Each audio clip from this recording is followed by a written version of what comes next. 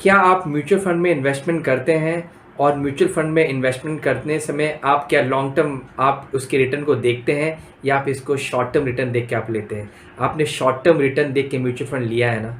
आपने लिया है ना?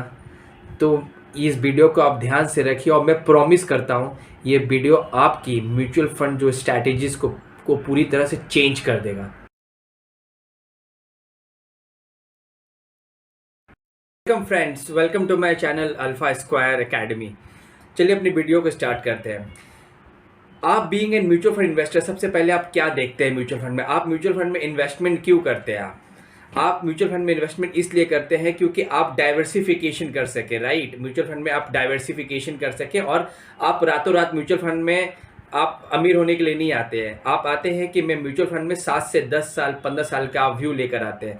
जब आप म्यूचुअल फंड में 7 से 10 साल का व्यू आता है लेकर आते हैं तो आप क्या करते हैं? आप लॉन्ग टर्म इन्वेस्टिंग करते हैं, आप शॉर्ट टर्म इन्वेस्टिंग नहीं करते हैं। और जब आप लॉन्ग टर्म इन्वेस्टिंग करते हैं तो आप लॉन्ग टर्म रिटर्न देखते हैं। आप ये देखते हैं कि आपका लॉन्ग टर्म रिटर्न कितना होगा, आपका कंसिस्टेंस कितना होना चाहिए, जो फंड जो आप ले रहे हो उसका कंसिस्टेंट परफॉर्मेंस होना चाहिए, आप ये देखते हो। कंसिस्टेंसी बहुत इंपॉर्टेंट है। ये है एक इंडिविजुअल का कॉन्सेप्ट।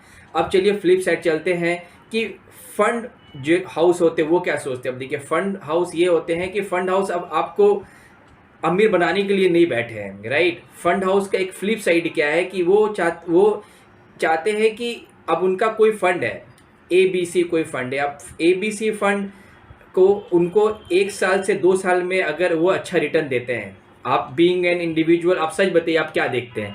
आप ये देखते हैं ना कि आपका 2 साल में रिटर्न कैसा बना, राइट? आप सबसे पहले आपको जो आपके एडवाइजर्स होते हैं आपको क्या दिखाते हैं कि चलो ये 2 साल का सर ये रिटर्न है, ये 40% का रिटर्न है, ये 50% का रिटर्न है, राइट? आप क्या देखते हैं? आप शॉर्ट टर्म देखते हैं और आपको देखना चाहिए लॉन्ग टर्म। तो अगर आप शॉर्ट टर्म देखेंगे, आप जो देखेंगे आपको AMC वही दिखाएगी, राइट? तो AMC का भी टारगेट ये होता है कि मैं 2 साल में अच्छा रिटर्न दूं, 3 साल में अच्छा रिटर्न दूं, क्योंकि जनरली इन्वेस्टर 2 से 3 साल का ही रिटर्न देखते हैं। क्योंकि आप अगर गलत चीज़ देखेंगे तो आपको गलत चीज़ दिखाया जाएगा। तो आप क्या देखते हैं कि 2 से 3 साल का रिटर्न शानदार है, अरे क्या लार्ज कैप ने मेरा ज़बरदस्त रिटर्न दिया है, तो अब मैं इसको ले लेता हूँ, क्योंकि इससे लूँगा तो मेरे को 40% का रिटर्न, मेरा बाकी तो 15 से 16% का रिटर्न आ रही है। तो आप क्या करते हैं? आपको 3 साल का रिटर्न चाहिए, जो आप गलत करते हैं। ये इस जगह आपने गलती की है और आपको ये एक्सेप्ट करना पड़ेगा।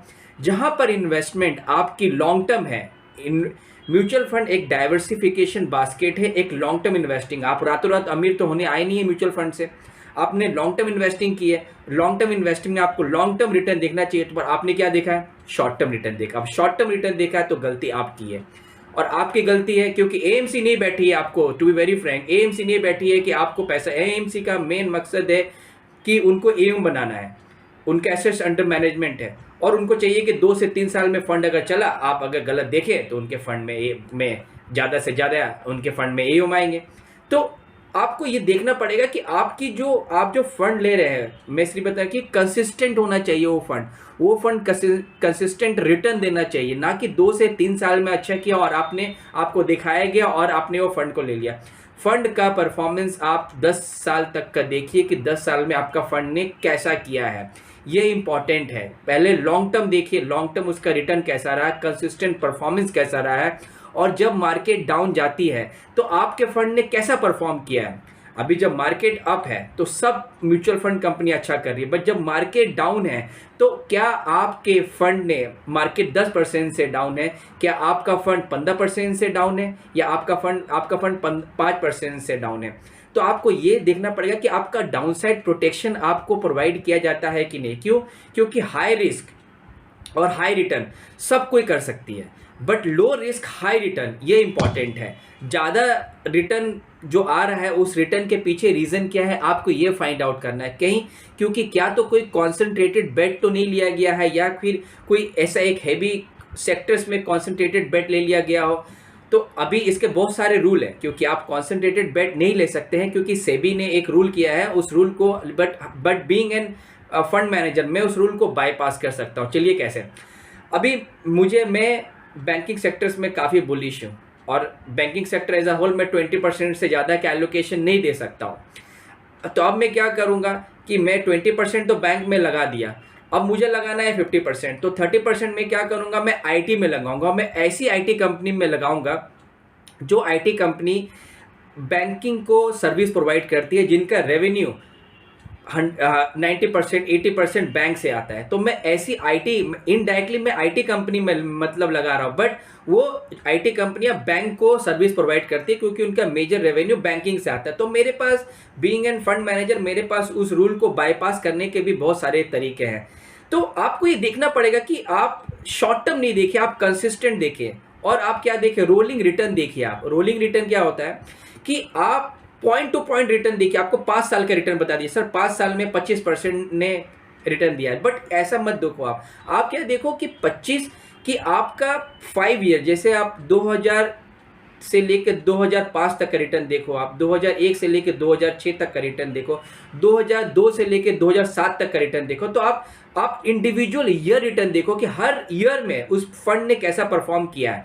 यहाँ तो मैं आपको एवरेज रिटर्न बता रहा हूँ कि एवरेज रिटर्न ये रहा, बट हर साल फंड ने कैसा परफॉर्म किया है। तो आप हमेशा रोलिंग रिटर्न देखेंगे।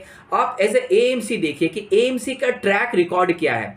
अगर किसी एएमसी के 10 स्कीम्स हैं तो 10 स्कीम्स में से वो कितना स्कीम्स अच्छा कर रही है। तो अगर 2 स्कीम्स अच्छा कर रही है तो फंड एज ए एएमसी का जो स्ट्रैटेजी है, क्योंकि आप म्यूचुअल फंड में इन्वेस्ट क्यों करते हैं, आप म्यूचुअल फंड में इन्वेस्ट आप इसलिए करते हैं, आप अपना पैसा फंड मैनेजर्स को देते हैं, आप उनके फिलॉसफी में इन्वेस्ट करते हैं। तो आप एएमसी देखिए एज अ होल कि एएमसी का जो ओवरऑल जितना फंड, उसका ट्रैक रिकॉर्ड क्या है। आप फंड मैनेजर्स को देखिए कि जो फंड मैनेजर, जिस फंड मैनेजर जो उस स्कीम्स को देख रहे हैं, उस स्कीम्स में उनकी स्ट्रैटेजी क्या है, उनकी स्ट्रैटेजी आपके ऑब्जेक्टिव से सेट होती है कि नहीं, वो आप देखिए। उनका क्या व्यू, उनका लॉन्ग टर्म व्यू है, उन्होंने पोर्टफोलियो का टर्नओवर रेशियो कैसा है, या तो ऐसा तो नहीं है कि हर साल वो पूरा पोर्टफोलियो चेंज कर देते हैं। तो आप पोर्टफोलियो टर्नओवर रेशियो देखिए, आप लो एक्सपेंस रेशियो देखिए कि लो एक्सपेंस रेशियो है कि नहीं, क्योंकि कुछ ऐसे भी फंड्स होते हैं, कुछ ऐसी भी स्कीम्स होती है जिनका एक्सपेंसेस बहुत हाई होता है। तो आप एक्सपेंस रेशियो भी देखिए कि एक्सपेंस रेशियो कैसा है। आप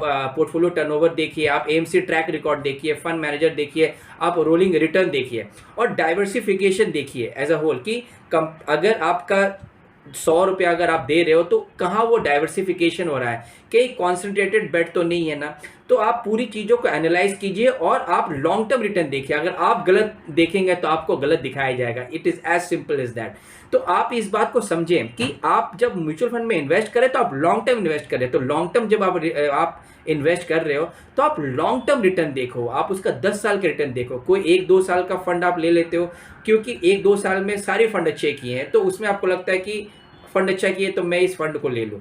कि आपको ध्यान रखना चाहिए आप अल्फा जनरेट कर रहा है कि नहीं कोई फंड आपका। अब अल्फा क्या होता है, देखिए आपने एक स्कीम्स लिया XYZ। अब वो स्कीम्स एक्टिव इन्वेस्टमेंट है और एक होता है पैसिव इन्वेस्टमेंट। अब वो स्कीम्स में आपको देखना क्या है कि जो बेंचमार्क इंडेक्स है उन्होंने ज़्यादा रिटर्न दिया है कि नहीं। अगर निफ्टी 50 मेरा बेंचमार्क है, मैं एक फंड मैनेजर हूँ, मेरा निफ्टी 50 एक बेंचमार्क इंडेक्स है और निफ्टी 50 ने मुझे रिटर्न दिया है 10% का, और मेरा जो फंड में चला रहा हूँ ABC, उसने रिटर्न दिया है 15% का, तो मेरा रिटर्न कितना हुआ, पॉजिटिव 5% रिटर्न। मैंने 5% एक्स्ट्रा रिटर्न जनरेट किया है, तो मैंने 5% अल्फा जनरेट किया। फंड मैनेजर कितना भी अच्छा हो, अगर वो बेंचमार्क इंडेक्स को अगर बीट नहीं कर रहा है तो वैसे फंड को आप देखिए, आप समझिए कि क्यों ऐसा हो रहा है, क्या रीज़न क्या है इसके पीछे। कि ओवरऑल मार्केट तो मतलब डाउन नहीं है ना, तो इसका आप रीज़न फाइंड आउट कीजिए। तो अल्फा हमेशा आप पॉजिटिव देखिए। जो बीटा होता है आप बीटा देखिए। बीटा क्या होता है कि जनरली 1 से अबव नहीं होना चाहिए, मैंने कितना रिस्क लिया है वो इंपॉर्टेंट है, तो बीटा लेस देन 1 होना चाहिए। आप शार्प रेशियो देखिए। शार्प रेशियो मतलब रिस्क फ्री रिटर्न जो जनरेट कर रही है। जो fund manager risk free return generate करती है गवर्नमेंट बॉन्ड्स में इन्वेस्टमेंट करके या फिर RBI बॉन्ड्स में इन्वेस्टमेंट करके, तो पर यूनिट आपका रिस्क फ्री रिटर्न कितना आ रहा है वो बताती है शार्प रेशियो।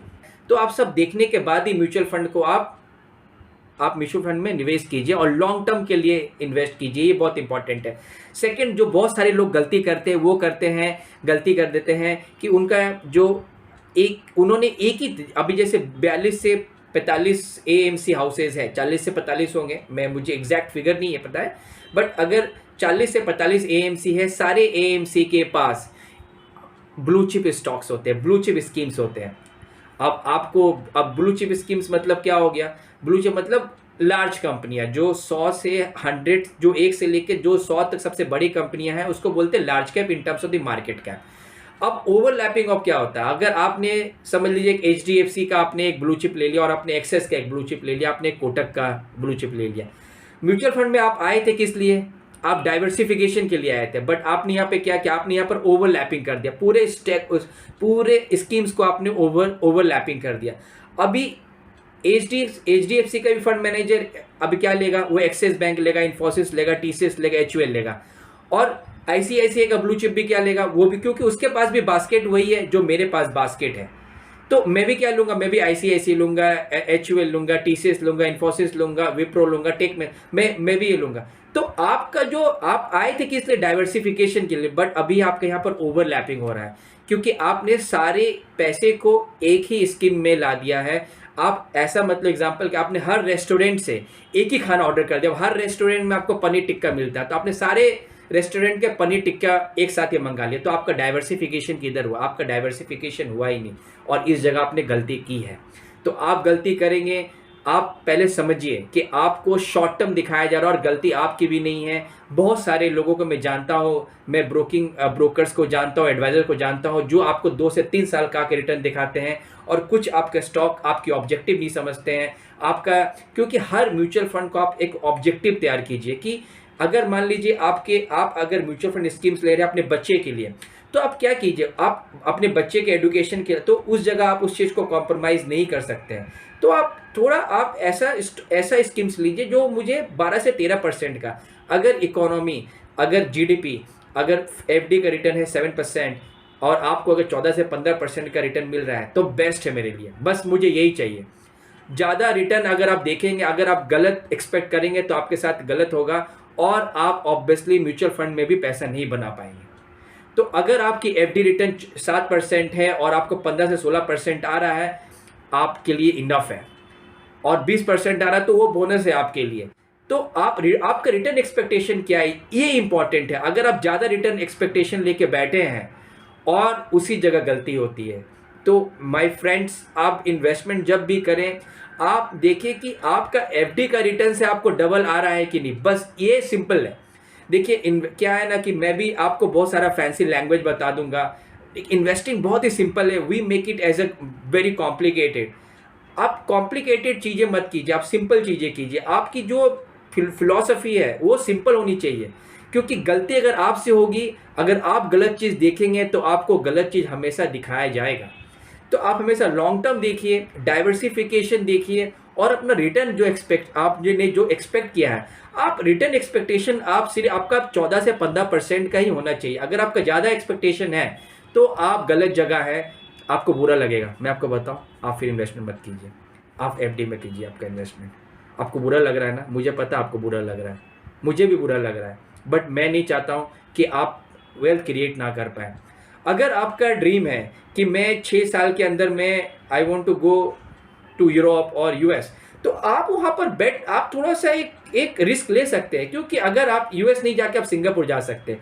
बट ऐसा ड्रीम जो आपने बच्चों के लिए लेके चल रहे हैं, या फिर आपका घर का प्लानिंग है, उसमें आप रिस्क मत लीजिए। आशा करता हूँ वीडियो आपको अच्छी लगी होगी। वीडियो अच्छी लगी तो आप चैनल को सब्सक्राइब कीजिए। मिलते हैं नेक्स्ट वीडियो में। Thank you.